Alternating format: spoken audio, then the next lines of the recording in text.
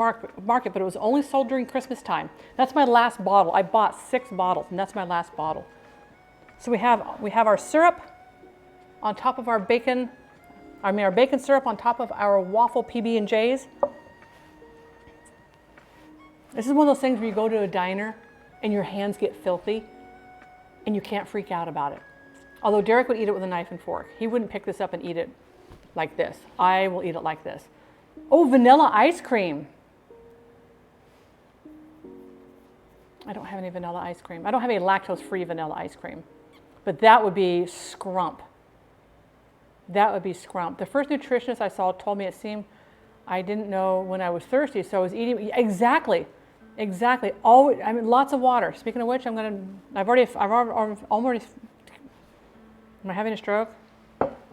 1, 2, 3, 4, 4, 3, 2, 1. Smiling both sides going up. No, I'm good. I've almost finished 22 ounces right here. All right, we're gonna try one of these. Oh my gosh, this looks so gooey and good.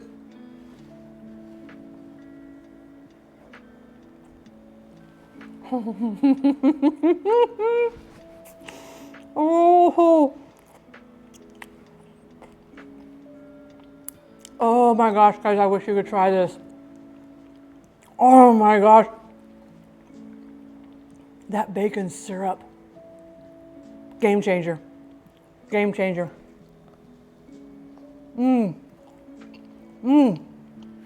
Mr. King. Oh. That is so good. Wow. I gotta save room for the other one though, too. I want to get a little bit more of this bacon syrup on there.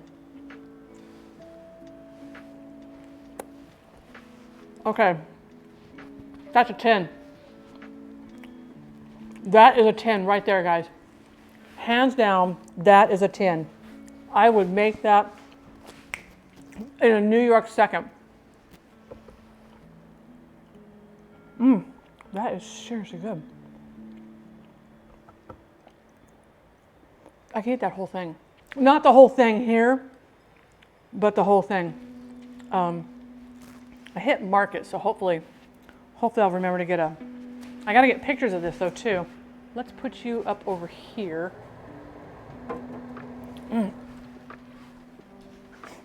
Now, we have our grilled PB&J. Our grilled PB. I'm here listening to the fun in the background and shall return soon. MD, thank you so much for that lurk. I will gladly take that lurk. Lurkity, lurkity. That is seriously good stuff. I present you waffle PB&J and bacon syrup. Thank you, Barry. Barry, I hurt your face so much. I'm gonna take a couple here out of the middle. Now we are going to make a sourdough grilled PB&J. Oh yeah, we're gonna do it. We's gonna do it. We's gonna do it. I need more water though. I'm telling you, he should be here because, you know, you never know where you find inspiration, Mr. King. Because maybe Kanara is the next inspiration for one of your books. Maybe I'm not cooking up just regular food. Updated version of Soylent Green. All right, so in here,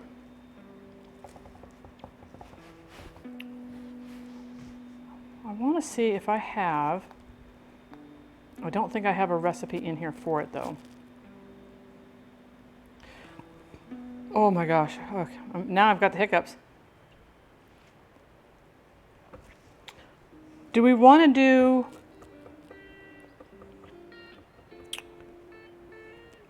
I don't know. I can't see myself putting mayo on the inside of this. Now that's funny, but think about that. You know, maybe if you guys have never seen the series, I think it's on Netflix right now, called Zombie, where she is a zombie and she works for the medical examiner's office. I could be the chef for the zombies. You just don't know. Maybe I've got this whole side business going on. Got to go get ready for some sleep and work. Lex Mix, thank you so much for coming in today. You have a lovely, get some rest though. Get some rest for iZombie. Monkey Legend, thank you. That's a cute show. I like that show. I like shows that are wholesome like that. Okay, so we need our, okay, we're gonna get our skillet here going. I'm not gonna get it up too high.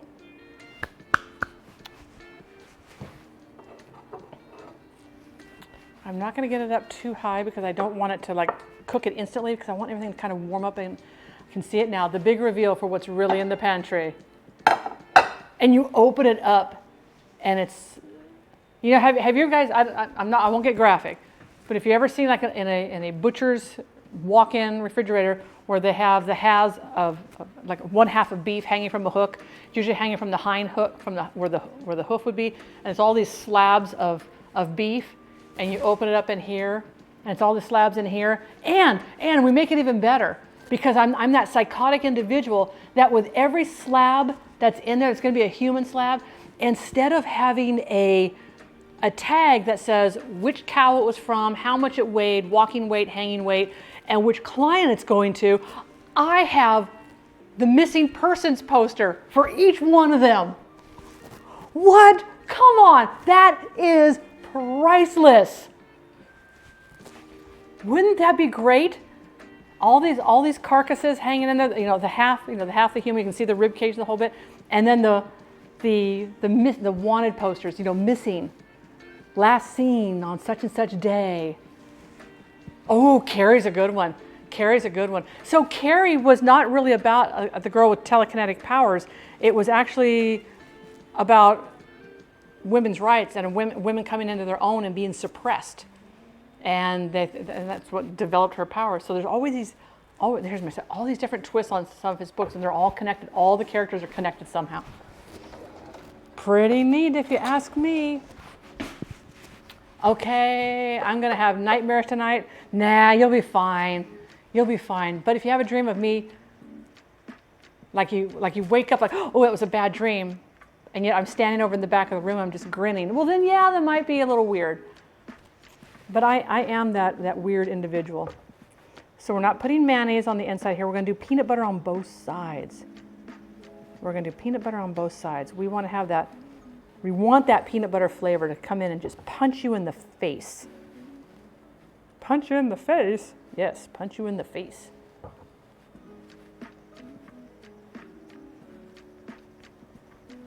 All right. Oh, Firestarter. Firestarter book was a lot better than the show.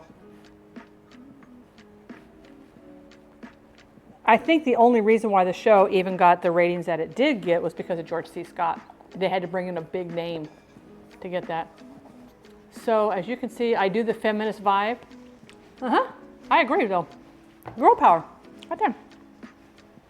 But you know, I also say everything in moderation too. Can't have one without the other. Oops. Oh, why am I licking this? I'll use a spoon to spoon out the. Duck and cover, Derek, duck and cover. Now the jelly, that's all the jelly I'm gonna put on there, because I don't want the jelly to like melt out. We want all the flavors.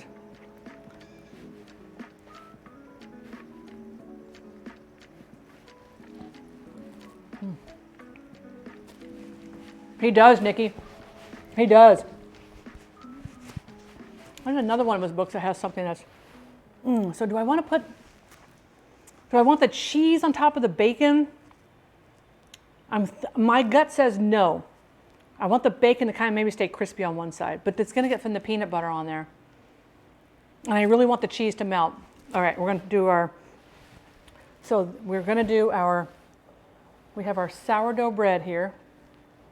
So we've got peanut butter on both sides. Oh, this is the piece of bacon I'm eating. So we're going to put our bacon in here. And we're going to put this is our manchego.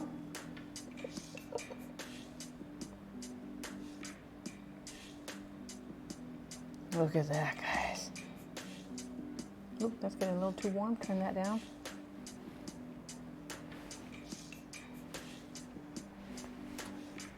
Oh, needful things. Needful things.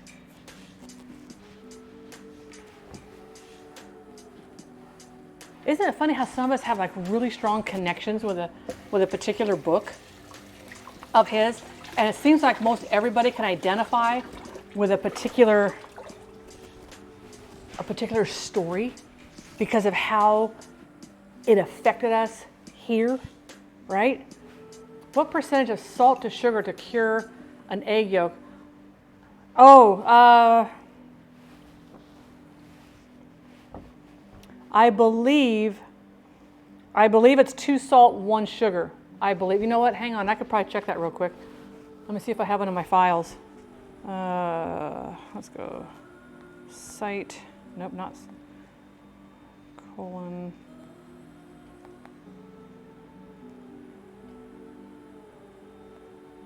Oops. Let me go check one of the university sites over here just to make sure.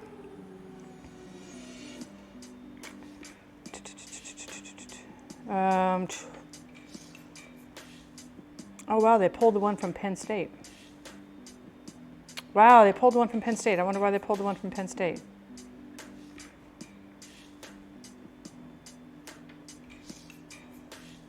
You know what? I might have to check on that. Because we need sugar for the binder. Sugar is going to bind the extra water molecules.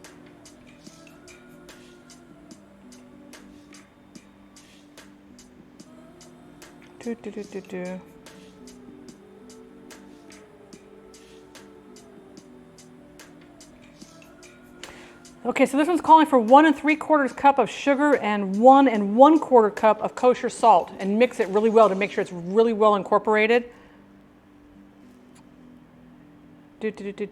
Put indentations, place the egg yolks, slide them in there carefully so they're not going to break, and then sprinkle the salt sugar mixture. So you're going to do like half and half.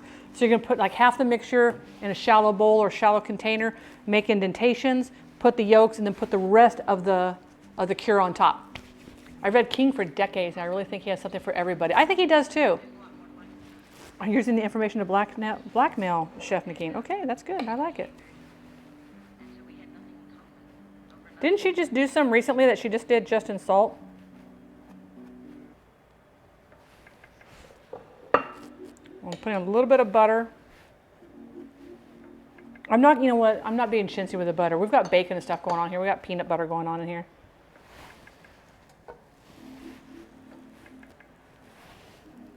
Okay, got a little bit of a sizzle going on there. And I don't want this to cook super fast and just cook the bread. I want it to warm that bacon. I want it to warm the jam. I want it to melt that cheese. Make it all nice and gooey.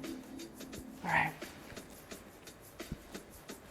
Yeah, so Rexus, if you remind me, and I should remember, but if you remind me, I can check that when I get off stream here. Definitely.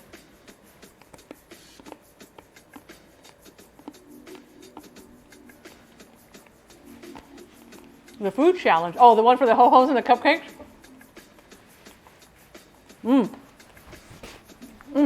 Bacon. My homemade bacon, guys, is off the hook good.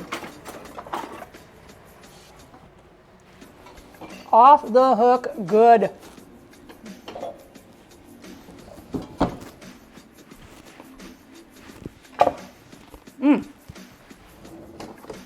There's just nothing better.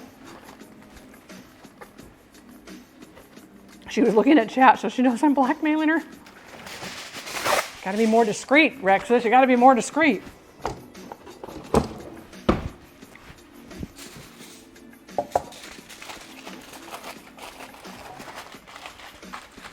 Always got to be more discreet. So is anybody here going to try curing their own bacon? Remember, you don't have to do the big slab like I did, right? I have storage for it. I have the capabilities of doing it. But even if you have a grill that you can put like a smoke box in, like a little container of wood chips, you guys have got to try making your own. Got to play it off as a joke so she doesn't think it will happen. There we go. I'm a terrible representative, but I'll work on it. Oh, you're totally fine, Sovereign. I'm gonna put a weight, I'm putting a cast iron weight on top of that because I want that too. Let's see how our cakes are doing. Oh, these are doing good. These are doing good. We can bring these out. I'm gonna let these set over here. Those are ready to go. We have our sauce stuff over there. Then we have to make our ganache. But I may try waffles in the future. Ooh, I am telling you, those waffles with the bacon syrup, oh man, that's good. Oh heck yeah, I would, if you're gonna do it the first time, do it with maple syrup. If you've never had a waffle before, but do it with good real maple syrup. Need more bacon in my life. It's well worth doing. Well worth doing. So what do we have to do?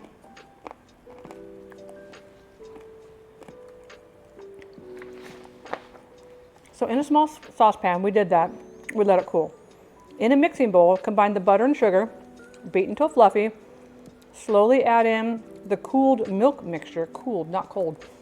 Okay. It says it will curdle at first. Oh, there we go. That's nice. Oh, that loosened up really nice. Okay. It will curdle at first and then come together. Milk, vanilla, butter. We have our butter. Don't need that over here yet. And then we need 1 cup of sugar. 1 cup of sugar.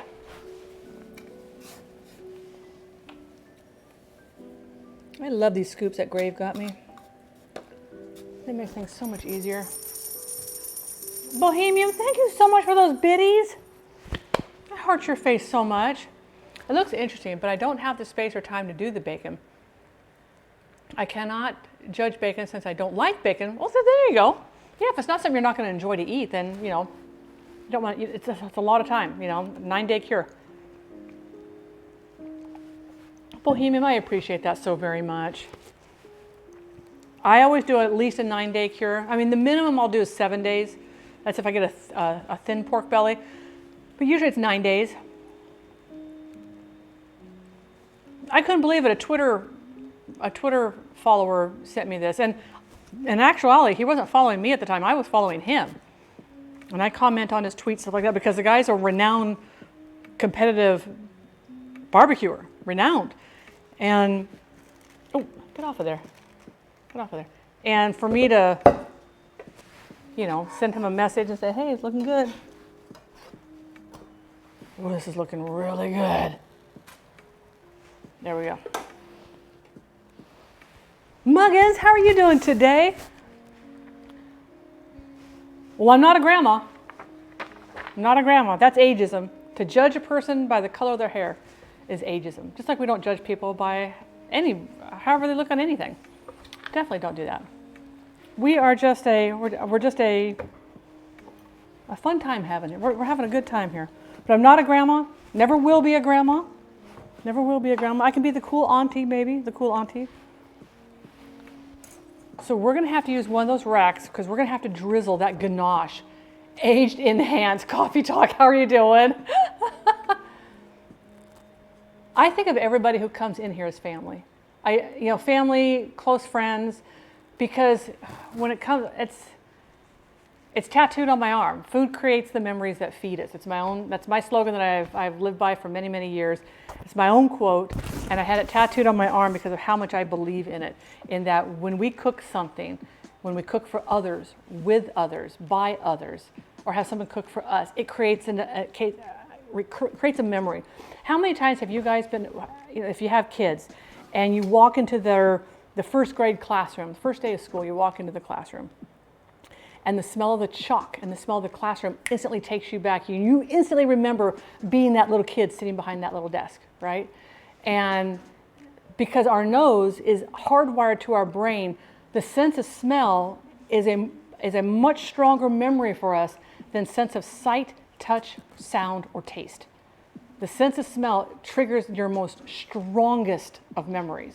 So yeah, that's why we do all sorts of good stuff here. Fresh berries into waffle mixture. I have not done the fresh berries well, that was still cooking. Come on, we're gonna have bacon on a PB&J. I would cook for you and Derek. Oh, that'd be fun. That'd be fun. I've had people actually say, I could never cook for you. And I'm like, why? Am I not deserving? They're like, no, because you're like a professional cook and the whole bit. I'm not a chef. I've never worked in a restaurant. I'm a good cook. I know I'm a good cook. I have no problem cooking all that kind of stuff. But let me tell you, even if somebody were just to make me a peanut butter and jelly sandwich, I would be grateful because somebody took the time and made the effort to do something like that for somebody else. And I think that is absolutely wonderful. For me, it's about this, jet exhaust. There you go. Instantly triggers that, right? They fired someone calling another co-worker old. You know, I'll tell you, I won't get on a soapbox, I promise. I won't get on a soapbox. There won't be any ranting today. But it's difficult enough being female. But then when women get older, we are perceived very differently from men of the same age. We're considered worn out. Really? Because I took care of the kids and kept the house up and still worked and all this kind of stuff, and I'm wore out.